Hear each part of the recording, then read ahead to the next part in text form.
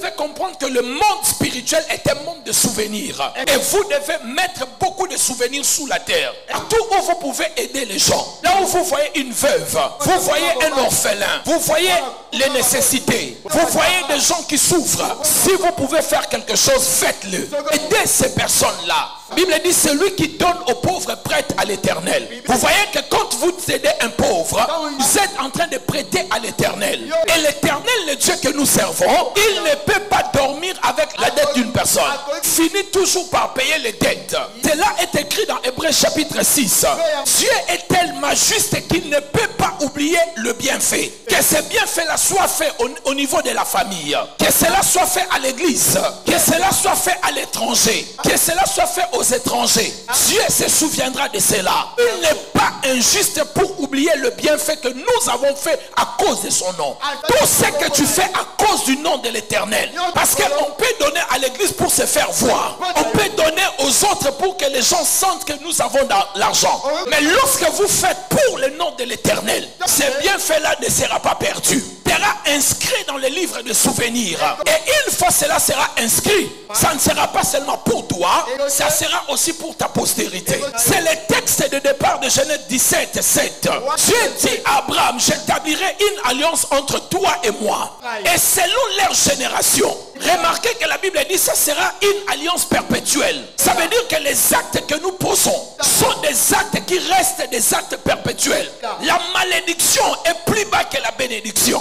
La malédiction peut aller jusqu'à la 4e génération. Mais la bénédiction s'étend jusqu'à 1000 générations. Si ton grand-père fait du mal aujourd'hui et il ouvre une porte de malédiction, mais cette malédiction ne peut pas dépasser 4 générations. Mais si ton grand-père fait un acte bon aujourd'hui, la bénédiction qui entrera dans la famille, elle va s'étendre jusqu'à 1000 générations.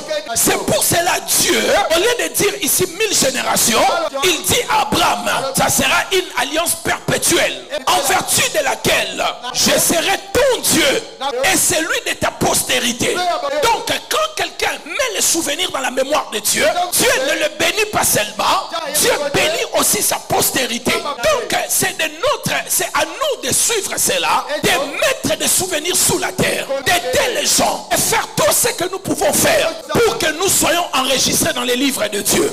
Pourquoi? Parce que nous ne serons pas là éternellement. Certains d'entre nous, à 100 ans, nous allons partir. 110 ans, d'autres vont partir. 90 ans, d'autres vont partir. Mais lorsque nous partirons, il faut que nos enfants profitent de notre Dieu et des alliances que nous avons traitées avec notre Dieu. Des souvenirs que nous avons mis dans la mémoire de Dieu. Que cela soit profitable à nos enfants. Vous savez, quand vous devenez parents, la chose qui commence à vous préoccuper, c'est lorsque vous ne serez pas là, qu'est-ce que vos enfants vont devenir? Vous comprenez? Pensez à cela. Et il y a un moyen par lequel vous pouvez laisser une vie garantie à vos enfants. C'est à travers le souvenir.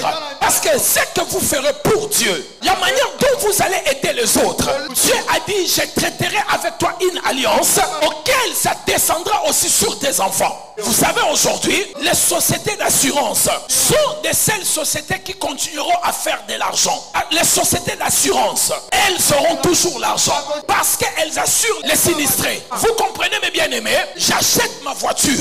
Je sais que je peux connaître l'accident demain. Qu'est-ce que je peux faire pour ne pas perdre ma voiture? Je vais l'assurer. J'achète ma maison. Elle peut être brûlée.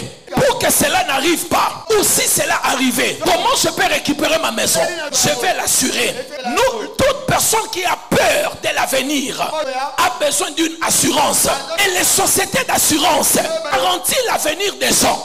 C'est pour cela qu'elles auront toujours l'argent. Parce que les gens ont toujours peur de lendemain. Mais vous ne devez pas oublier que la Bible déclare que la foi est une ferme assurance. Si la foi est une assurance, alors qui est l'assureur? C'est Dieu qui est l'assureur. Donc lorsque nous avons foi en Dieu, Dieu est notre assureur. Lorsque nous posons des souvenirs sur la terre, qu'est-ce qui se passe en ce moment? Dieu assure la destinée de nos postérités. Qui m'a dit amen?